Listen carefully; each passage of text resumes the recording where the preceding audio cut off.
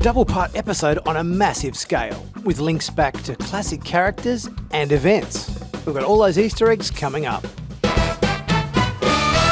Hey everyone, I'm Nick and welcome back to Sci-Finatics. Well, today we're talking about episode 15 and 16 of Prodigy Season 2, which is our double-part episode, Ascension, Part 1 and 2. This was a really big banger double-part episode where we got to see Voyager and the Protostar in a massive battle with Ascencia and her forces. Pretty exciting double-part episode, and today we're going to go through both of those episodes and have a bit of a look at what they had to offer.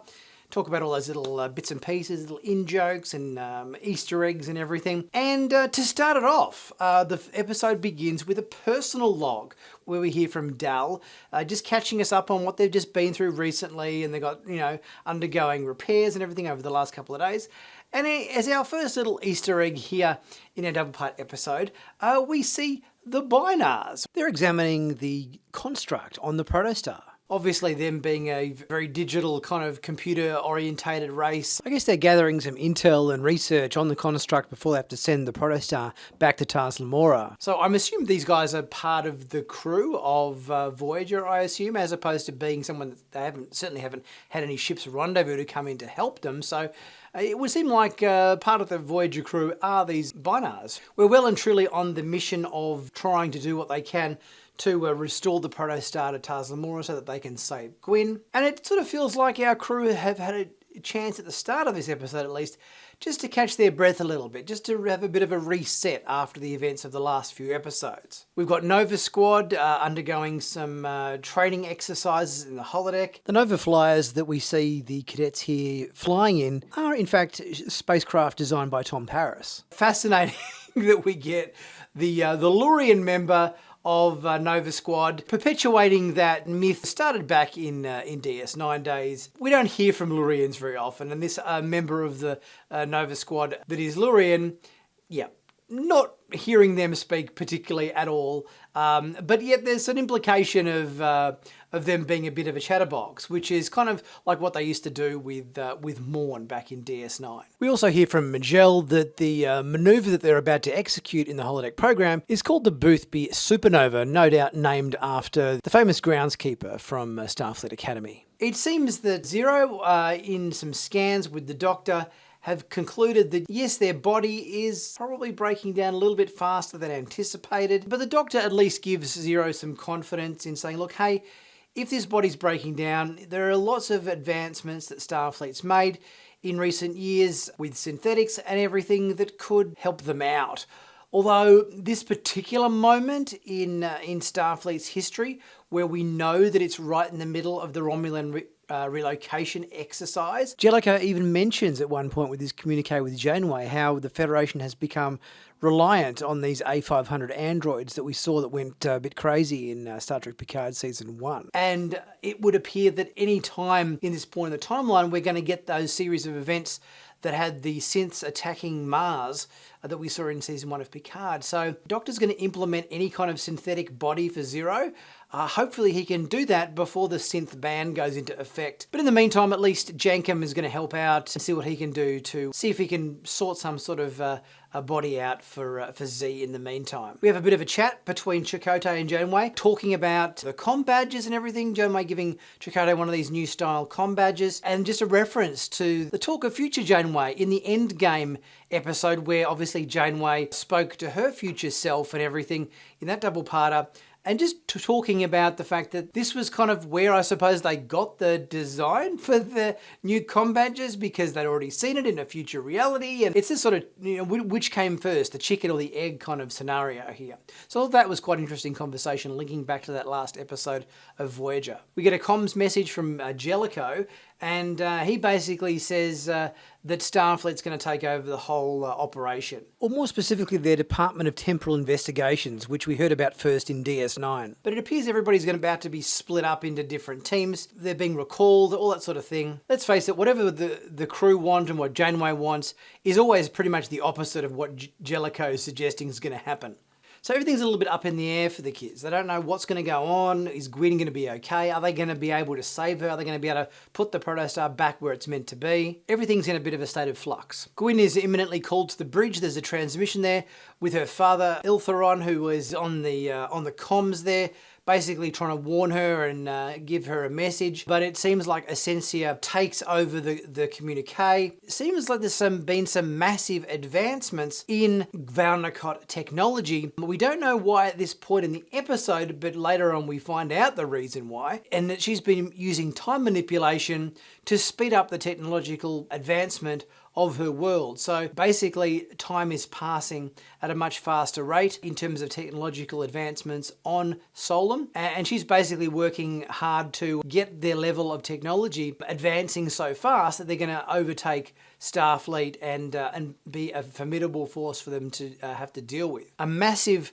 Valnacot warship arrives. This is a gigantic, big ship. This shot reminds me quite a bit of the 2009 Star Trek film where Nero's ship came through the portal, gigantic vessel that just dwarfed the USS Kelvin by comparison. It would seem like the Valnacot have definitely made some pretty sizable leaps in technology and everything since we saw them last. And we've got a dreadnought piloting the ship with Ascencia there in hologram form on the bridge as well. Ascencia attacks, the protostar is attacked, Chakotay and the kids have to man the protostar, and Del has to join Nova Squadron as one of the pilots there to push this massive offensive against fending off this huge Valnacot warship that's manned there by Ascencia and her dreadnought. This is a really cool sequence. We've got stuff going on the Voyager with Janeway. We've got stuff going on the protostar with Chakotay and half of the crew.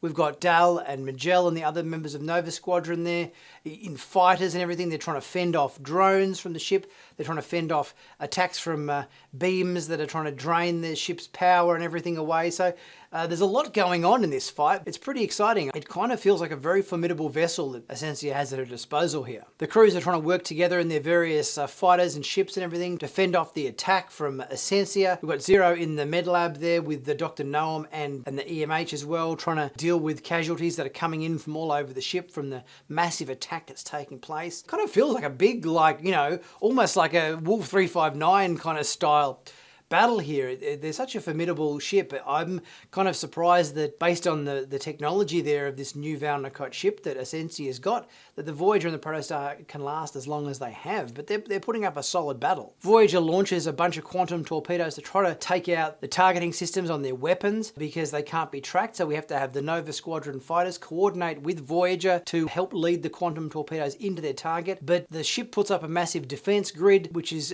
covered by the drones, and the quantum torpedoes don't hit their target. And everything seems lost. They've run out of juice. The Voyager's shields are down to a very low percentage.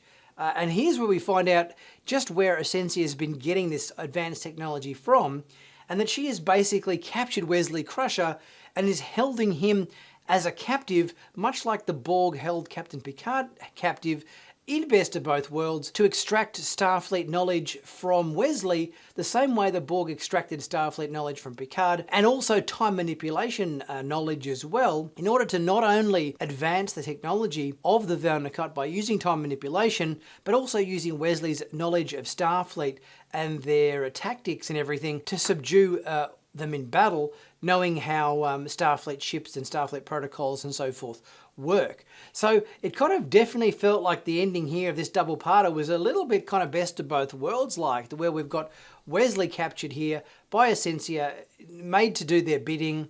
His knowledge and experience as a time guardian is well and truly being used for evil against his will. And it's a really exciting and captivating end to the first part of this double-part episode. In part 2, we see the Voyager dead in the water. It cannot fight back. The fighters are back online, but the drones are out to attack Voyager. Protostar, luckily, is there to come to the rescue, fighting off the drones that the main ship sends out. And we see that Wesley, being captive on board by Ascencia, is being used to provide her with foreknowledge of the future to work out whether certain strategies that she implements are going to be favourable to her or not. But thankfully Wesley is a little bit more clever than that and is able to feed her some false information. Ascencia sends out this weapon from the main ship, which hits the Voyager, but it doesn't detonate. This is a piece of information that Wesley didn't let her know.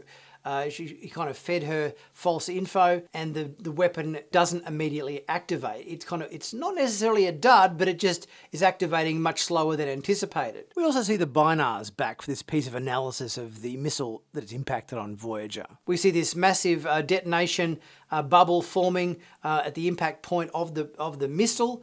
We've got Tysus getting caught in the aging field. It seems like whatever this weapon is, it's meant to speed up time significantly, which essentially means that anybody caught in the field will age dramatically to the point of death in a very short space of time. The ships will degrade, rust, break down and everything. So it's basically a massive sped up time field. I'm kind of not surprised that Tysus is caught in this field and he's aged dramatically and incapacitated, because I was starting to think, now Chakotay's back on board. Who's going to be Janeway's first officer? Is it going to be Chakotay again? Or is it going to be Tysus? And I thought, oh yeah, I'm just waiting for something to happen to Tysus that's going to take him out of the fight so that Chakotay can resume his place at Janeway's side. Although it seems like Tysus will probably going to be okay, because the doctor says that he could de-age Tysus using Cerberusian gene therapy from, I guess, Cerberus 2, featured in the TNG episode Too Short a Season, where we saw that very old admiral become much younger throughout the course of the episode. It's clear from having spoken to Jellicoe that reinforcements are not incoming.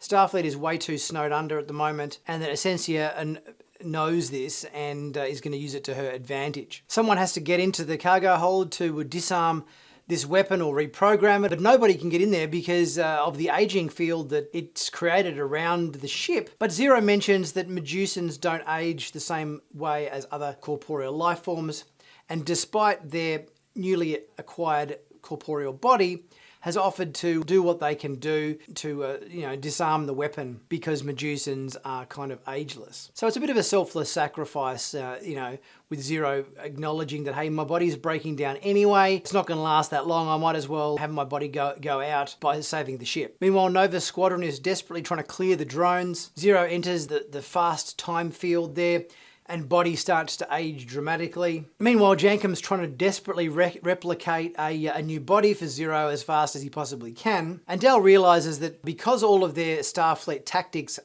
aren't working and are being superseded by the drones as soon as they make them, realise that they have to think outside the box and think independently, use their own tactics and everything, rather than just doing designated Starfleet manoeuvres and so forth, because obviously Wesley is privy to this information. And one manoeuvre of which was the Jaeger loop that they did, which was part of the manoeuvres that Wesley did when he was part of Nova's squadron back in the first duty. So nice little link back there. And does a good job to explain why all of the drones know exactly all of the fighters' manoeuvres, because Wesley knows them. Zero's dying, can't disable the weapon. The only thing that he can do is give it a new target, and it has to be a Federation target, which means they assign the weapon onto Magellan's fighter.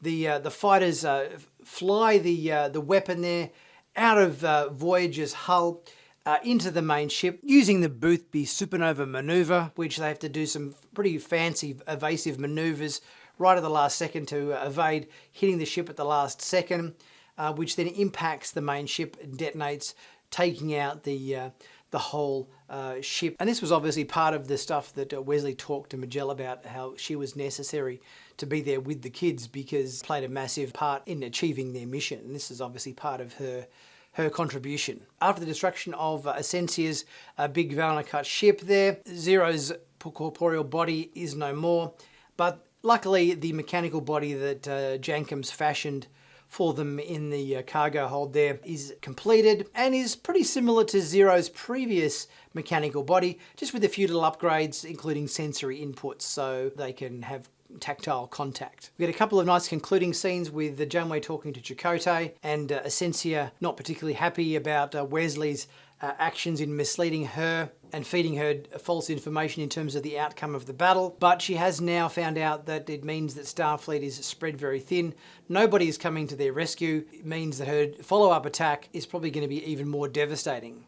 I thought these couple of episodes were great. Ascencia's time manipulation, no thanks to Wesley Crusher's captivity there, has resulted in some pretty formidable technology being implemented by the Valnacut, and she is obviously hell-bent against doing everything she can to bring down the Federation. The series is really heating up now. I think seems like a point where we're really ramping up towards the finale of the season with this episode and what's to come obviously in the next 4 episodes as well. This season has been a really exciting season and I'm loving every minute of it. But let me know what you guys think. Leave a thought in the comments section and we'll get chatting about that. Be sure to subscribe to Sci-Finatics if you haven't done so already. There's a lot of you out there that haven't subscribed to my channel, and it really helps support the channel if you do subscribe. So please, if you come and watching my videos on, if you've been back here more than once and you've seen a couple of them, hit that subscribe button because it really helps the channel out, and you'll be back for more.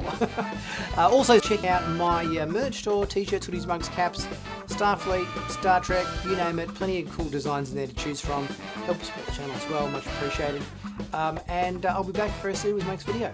I'll catch you guys soon.